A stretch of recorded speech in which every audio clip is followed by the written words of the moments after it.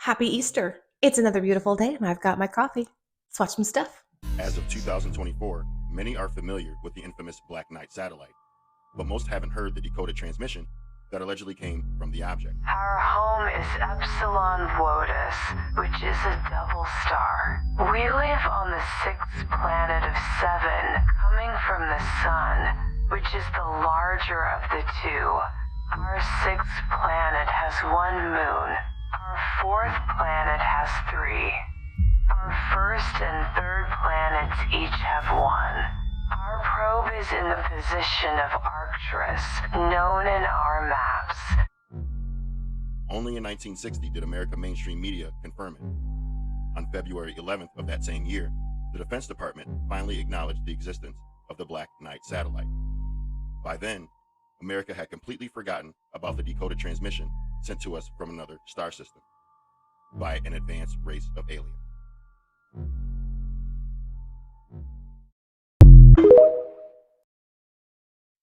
That's a cool message. That basically says, look, this is where we are. I did see another video where Billy Carson says he thinks that it may have been left here by the Anunnaki back before the Sumerians. So I'm going to look a little more into that. If you know of any cool videos that are talking about the Black Knight satellite, make sure I say it right this time.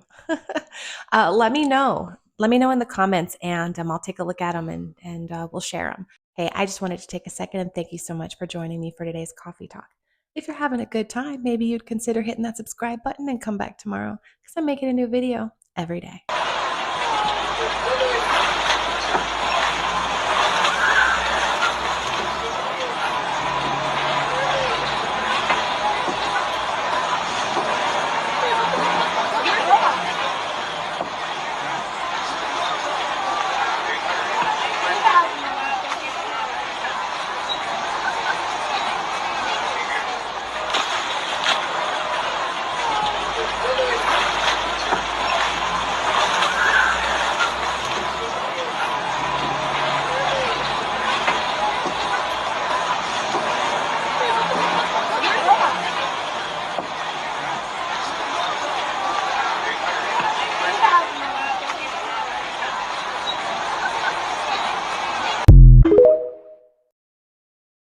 I think that was fake. Did you see, like halfway through when they start playing it again, the mermaid's up on the wall and it takes a breath before it goes underwater? Fishes don't breathe like that. Operation Stargate was a classified program conducted by various agencies within the United States government, including the CIA and the Defense Intelligence Agency during the 1970s and 1980s. Operation Stargate involved a team of remote viewers who were primarily associated with the Stanford Research Institute, a research organization based in California. One of the remote viewers was Pat Price, a former police officer who demonstrated remarkable remote viewing abilities. He joined the remote viewing team at SRI and contributed to numerous intelligence-related projects, providing information on remote targets. There was a team of researchers and psychics, primarily led by scientists at the Stanford Research Institute, SRI, were tasked with conducting experiments and remote viewing sessions to gather information on various targets of interest. Remote viewing refers to the alleged ability to perceive or gather information about a distant or unseen target through psychic means. The program was inspired by previous research, such as the work of psychic Ingo Swann and the controversial claims of Uri Geller, among others. The CIA became interested in exploring the potential military applications of psychic abilities and funded research to investigate their feasibility. The program was eventually discontinued in the mid-1990s. So if Project Stargate is centered around remote viewing and psychic abilities and all that, what is the operation that actually has to do with the Stargates that were found? What do they call that? Do you know what they call that? Because you'd think they'd call it Project Stargate or Operation Stargate, right? The ones that where you're supposed to be able to teleport through them, like in the TV show, the movie, for those of you who didn't nerd out like I did. Only 100 miles from New York City, Plum Island is home to a high-security lab that conducts top-secret biological experiments, with rumors of unsavory science experiments found just behind its walls. The island was purchased by the government during the Spanish-American War for the construction of Fort Terry. After World War II, the fort was deactivated and scrubbed clean. It stayed closed for over 7 years until it was reactivated in 1952 as a center for the Army Chemical Corps. Plum Island became one of the main animal disease investigation labs in the world, studying some of the most infectious pathogens known to man. On the west side of the island, sealed behind decades-old metal doors and frozen inside tamper-proof containers, are vials of the rinderpest and foot and mouth disease virus, two of the most feared animal contagions of all time. Plum Island has experienced a couple of accidental outbreaks and pathogen faux pas of its own. In 1978, an unknown disease was released into animals outside the center. The creatures were quickly eradicated, but to this day, no one is entirely certain if any actually made it past the island's borders. Plum Island's secretive nature and sensitive research have fueled conspiracy theories and speculation. The island's location gives it an advantage by keeping it far away from people and animals. For now, the mystery and intrigue surrounding Plum Island endures.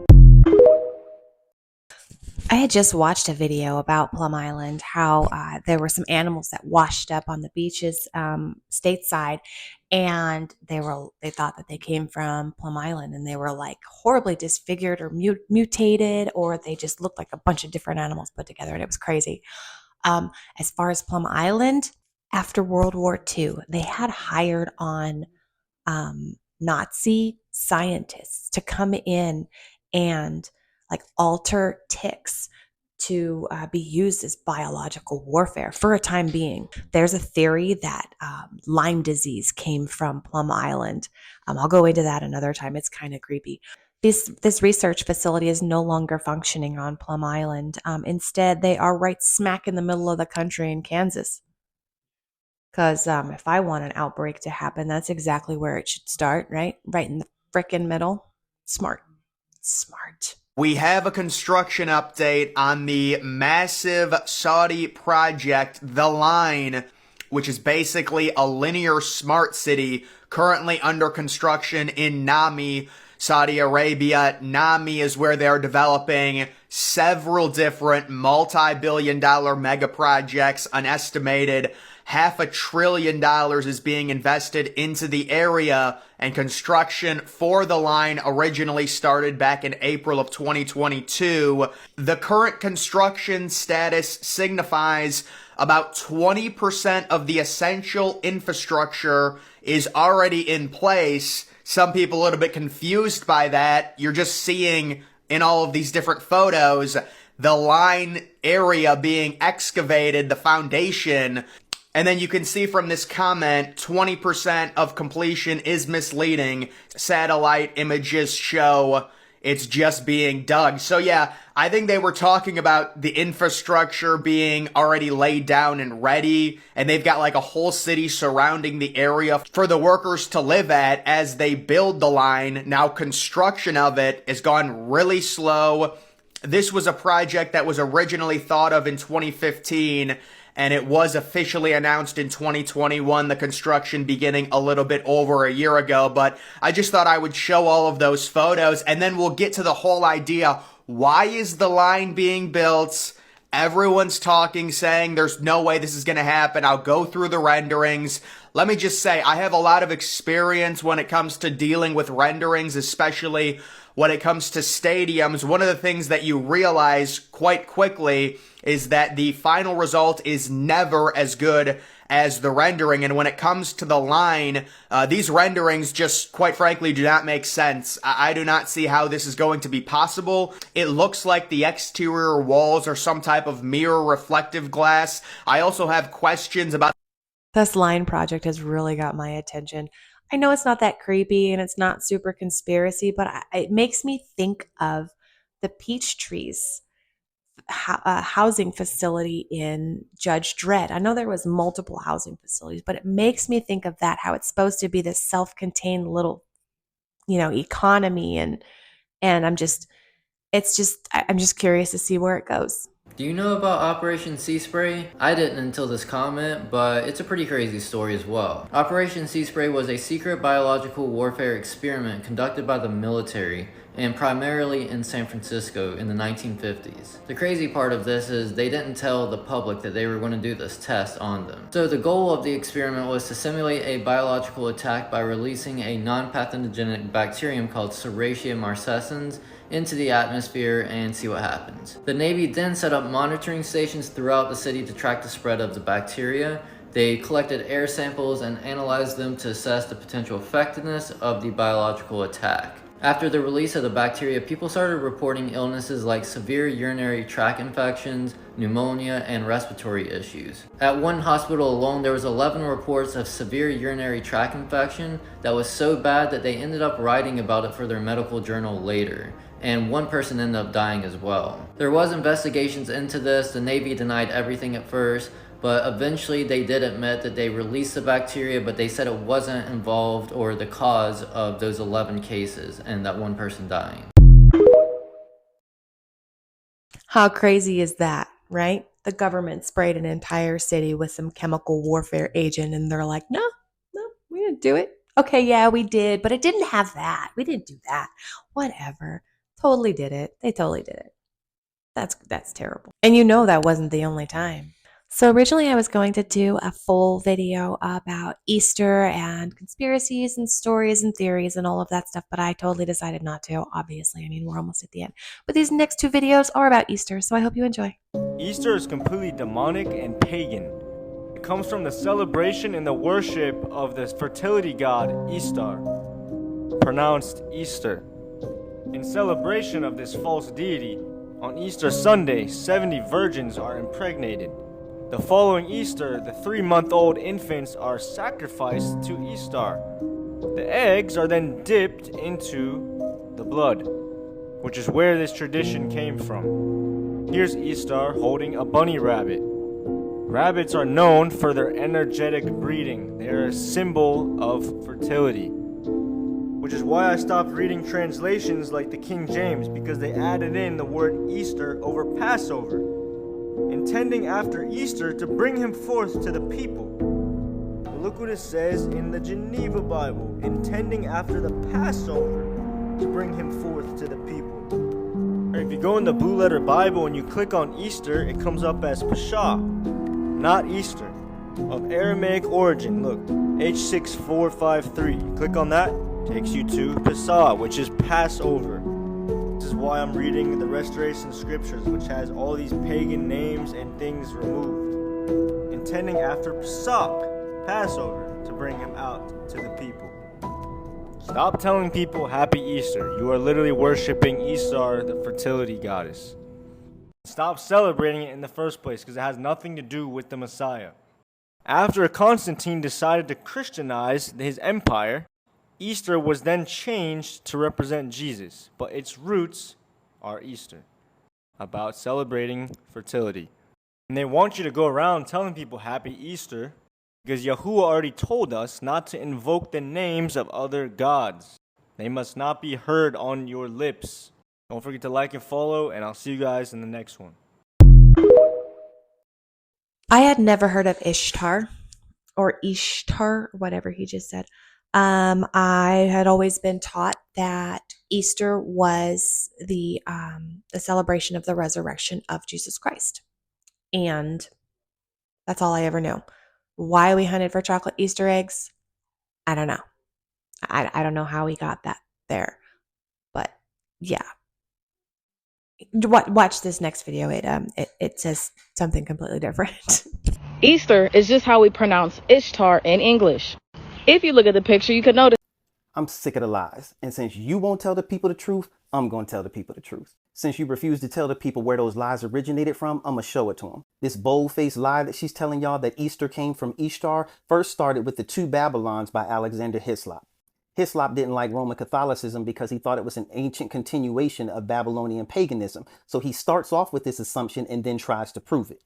Don't take my word for it, take his. You can see here that the only reason he thought that Easter came from Ishtar is because the name sounds familiar. And because she's either deceived or dishonest, she won't tell you that this quote here first originated on the Facebook page of a popular atheist named Richard Dawkins. Dawkins likes to bang on Christianity too, but I'm going to prove to you that not one assumption here is actually true. This is what Ishtar actually looks like, and you'll see none of the symbols here have anything to do with a bunny or egg or any of that stuff. Here's a picture from the Ishtar gate, and you'll see her symbols, just like in the last picture, are a lion, a gate, and an 8-pointed star. Symbols of power, not an egg or a bunny. Just because they say something doesn't make it true. Go to the source. They say that Christianity is anti-intellectual, but they want you to believe this conspiracy theory based on no actual sources, and that not even atheists believe. Even atheists know better, and that Easter is nothing like Ishtar. Then she fed y'all this nonsense about Constantine, and the word Easter didn't even exist in Constantine's time. You ever heard of the word Passover? Well, that is exactly the same word for Easter. It's just transliterated into a different name. In Hebrew, it's Pesach. In Greek, it is Pascha. In English, it is Easter. It is the same word. But for all you people that want to say Easter is not in the Bible, yes, it is. You just don't recognize it because you don't understand how Hebrew, Greek, and transliteration work. It is the same word for Passover. It's a shame that even atheists are able to operate with more intellectual honesty than the people that you all are liking videos from on the internet. Anybody who's ever studied the Council of Nicaea knows it has nothing to do with the invention of Jesus. It was a discussion between Arius, who believed that Jesus was created and had not always been eternal, and the other Christian bishops who had gathered there at Nicaea. Arius was defeated. 318 of the 320 bishops that were there voted to excommunicate him, and his teachings were denounced, and the Creed of Nicaea was written from there. Here are 12 non-Christian sources that I will email to anybody that demonstrate that Jesus Christ absolutely existed as a historical person. A black North African named Tertullian, who also gave us the word Trinity, demonstrates here why December 25th was chosen as the date of Jesus' birth. But remember, we're not celebrating the date of his birth, we're celebrating the event of his birth. More proof from another North African scholar named Augustine. Does this sound like somebody who wants to celebrate paganism? And the scripture reference wasn't talking about a tree, it was talking about an idol. So please stop with the cap. And there we are. Two very opposite opinions. I couldn't find the original video that he was commenting on, but I'm assuming it pretty much said the same thing as the video that I put before. Another one that I watched told me why Easter is always on a different day, and I didn't know this. It's because it's not a specific date like Christmas. It is on, let's see if I can get this right. It is on the first Sunday after the first full moon after the spring equinox. So that's why it's on today, March 31st. And next year it'll be on a different day because it has to follow those criteria. So that's it. That's going to be the end of it for me today. Thank you so much for joining me. I really appreciate your time. If there's any topics you'd like me to cover, let me know in the comments below and I'll try to get them in one of my next videos. I hope to see you tomorrow. Have a wonderful Easter. Here's my cutting room floor. 3, 2, 1. And I've got my coffee. I'm going to spill it. Let me drink some milk. Yeah, I don't want to say anything about that video because it was fake. Fake. That was fake. You see in the middle when they replayed it, when it's all up on the wall, the person took a breath before they went under. Anyway, my daughter got me a new coffee cup for my birthday. She took me to Knott's Berry Farm. That's where it's from, Knott's Berry Farm. Took me to Knott's Berry Farm for the Boysenberry Festival. We went on roller coasters. It was a good time.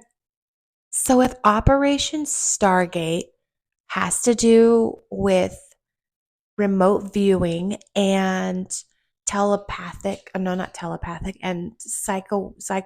psychotropic. No, they call it Operation Stargate as well. Is it part of it? Does it like a subgroup?